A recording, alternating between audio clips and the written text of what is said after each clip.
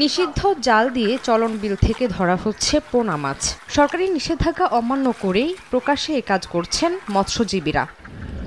চলতি মাসের শুরুতে নাটোরের সিংড়া উপজেলার চলনবিলের ২৬ বর্গ কিলোমিটার এলাকায় বর্ষার পানি আসে। এতে ১২টি অভয়াশ্রমের পোনা ও মা মাছ বিলে ছড়িয়ে পড়ে। এ সুযোগে এক শ্রেণীর মৎস্যজীবীরা চায়না দুয়ারি জাল ও বাদাই জাল দিয়ে পোনা মাছ বিল থেকে তুলে বাজারে বিক্রি করছেন। বাদাই দিয়ে চায়না দিয়ে মারলে পরে এই বিল ধ্বংস হয়ে যাবে একসময়। পোনাগুনি ১ মাস ২ মাস একটু মারা বন্ধ থাকলে ধরেন এই পোনাগুনি আরো বৃদ্ধি হবে।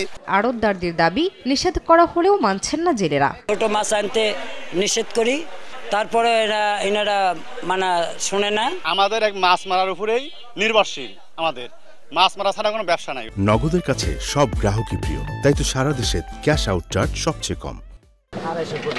সবকিছু প্রকাশ্যে হলেও প্রতিরোধে নেই কোনো উদ্যোগ। মৎস্য বিভাগ ও জেলা প্রশাসন বলছে পোনা নিধন রোধে ব্যবস্থা নেওয়া হচ্ছে। আমরা নিয়মিতভাবে প্রচারণা চালিয়ে আসছি, যাতে এই সমস্ত অবৈধভাবে কোনো মৎস্য শিকারী যেন মৎস্য নিধন না করতে পারে। এক্সিকিউটিভ ম্যাজিস্ট্রেট বৃন্দ আছেন, তাদেরকেও আমরা নির্দেশনা দিয়েছি, তারা মাঠে থেকে নিয়মিত মোবাইল কোর্ট পরিচালনা করবে।